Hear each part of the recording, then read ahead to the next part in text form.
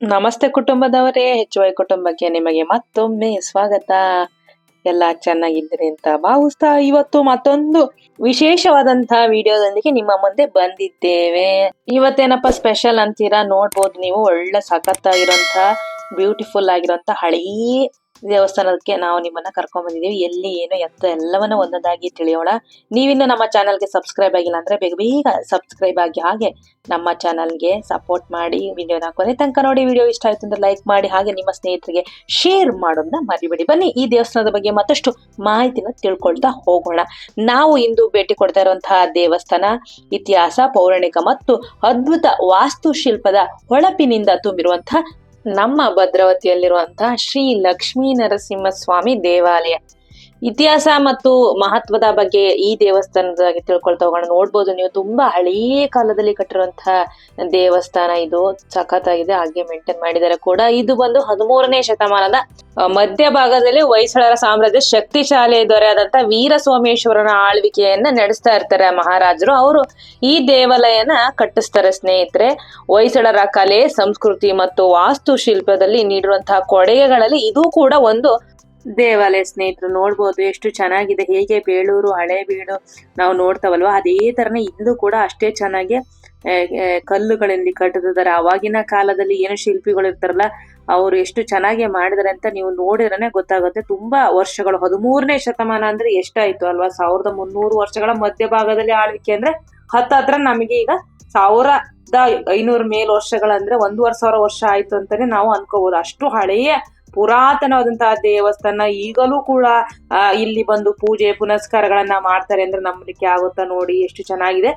ಬರ್ತಿದ್ದಂಗೆ ಅಂತ ಇದ್ರು ನಮ್ಮ ಇದೊಂದು ಹಳೆಯ ದೇವಸ್ಥಾನ, ಬನ್ನಿ ಕರ್ಕೊಂಡು ಹೋಗ್ತಾನೆ ಅಂತ. ನೋಡಿದ್ರೆ 13ನೇ ಶತಮಾನದಲ್ಲಿ ಆಸುಪಾಸಿನಲ್ಲಿ ಕಟ್ಟಿರುವಂತಹ ದೇವಸ್ಥಾನ ಸ್ನೇಹಿತರೆ. ಇದು ಇನ್ನೂ ಈಗ್ಲೂ ಕೂಡ ಎಷ್ಟು ಚೆನ್ನಾಗಿ ಇಟ್ಕೊಂಡಿದ್ದಾರೆ. ಪೂಜಾ ಪುನಸ್ಕಾರಗಳನ್ನ ಮಾಡ್ತಾರೆ, ಇನ್ನೂ ಜನರು ಬರ್ತಾ ಇರ್ತಾರೆ, ಭಕ್ತಿಗಳು ಇದ್ದಾರೆ ಅಂತ ಹೇಳಿದ್ರೆ ನಿಜವಾಗ್ಲೂ ನಂಬಕ್ಕೆ ಅಸಾಧ್ಯವಾದದ್ದು ಅಲ್ವಾ? ನೋಡ್ಬೋದು ಎಷ್ಟು ಚೆನ್ನಾಗಿದೆ ಅಲ್ವಾ, ಎಷ್ಟು ಸಖತ್ತಾಗಿದೆ ದೇವಸ್ಥಾನ.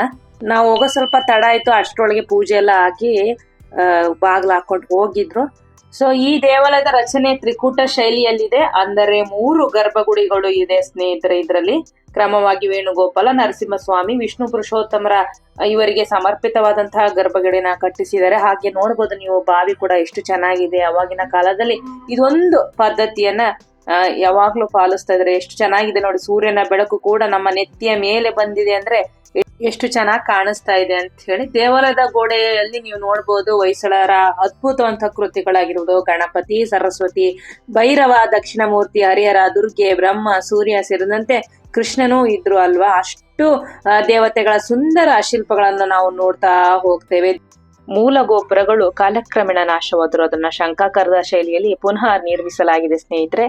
ಇದು ಭಾರತೀಯ ಪುರಾತತ್ವ ಇಲಾಖೆಯ ಸಂರಕ್ಷಣೆಯಲ್ಲಿದೆ. ಹೇಗೆ ದೇವಸ್ಥಾನದ ಸರ್ಕಾರ ಇವಾಗ ನಿಭಾಯಿಸ್ತಾವಲ್ಲ, ಅದೇ ತರನೇ ಇದನ್ನ ನಿಭಾಯಿಸ್ತಾ ಇದ್ದಾರೆ. ಏಕೆ ಈ ದೇವಾಲಯ ವಿಶೇಷ ಅಂತ ಅಂದ್ರೆ, ವಾಸ್ತುಶಿಲ್ಪ ತಜ್ಞರು ಹೇಳುವಂತೆ ಈ ದೇವಾಲಯದಲ್ಲಿರುವಂತ 2 ನಕ್ಷತ್ರಾಕಾರದ ರಚನೆಗಳು ಹೊಯ್ಸಳ ವಾಸ್ತುಶಿಲ್ಪದ ಅತ್ಯಂತ ಅದ್ಭುತ ಕೃತಿಗಳಲ್ಲೊಂದು.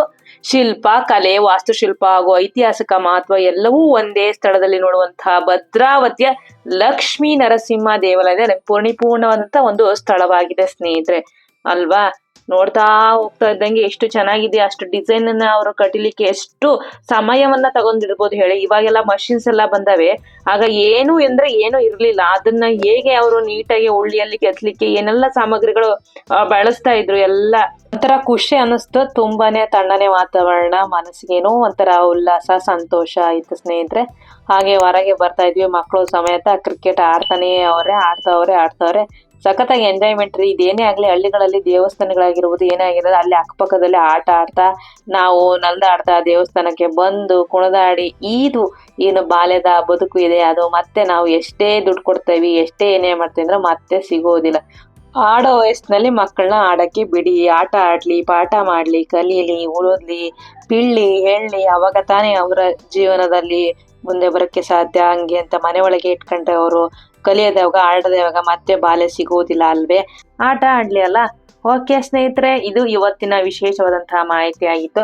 ಐ ಹೋಪ್ ನೀವೆಲ್ಲ ಇಷ್ಟಪಟ್ರಿ ಅಂತ ಅನ್ಕೊಳ್ತಾ, ಇಷ್ಟ ಆಗಿದ್ರೆ ದಯಮಾಡಿ ಲೈಕ್ ಮಾಡಿ, ಹಾಗೆ ನಿಮ್ಮ ಸ್ನೇಹಿತರಿಗೂ ಶೇರ್ ಮಾಡಿ ಅಂತ ಹೇಳ್ತಾ, ಮತ್ತೆ ಮುಂದಿನ ವಿಡಿಯೋದಲ್ಲಿ ಮತ್ತೊಂದು ವಿಶೇಷವಾದಂತಹ ಮಾಹಿತಿಯೊಂದಿಗೆ ಬರುತ್ತೇವೆ. ನೀವಿನ್ನು ಸಬ್ಸ್ಕ್ರೈಬ್ ಇಲ್ಲ ಅಂದ್ರೆ ಬೇಗ ಸಬ್ಸ್ಕ್ರೈಬ್ ಆಗಿ. ಹಾಗೆ ನಿಮಗೆ ವೆಜ್ಜಲ್ಲಿ ಯಾವ್ದಾದ್ರು ರೆಸಿಪೀಸ್ ಬೇಕು ಅಂತ ಹೇಳಿದ್ರೆ ಅದನ್ನು ಕೂಡ ತಪ್ಪದೆ ಕಮೆಂಟ್ ಅಲ್ಲಿ ತಿಳಿಸಿ.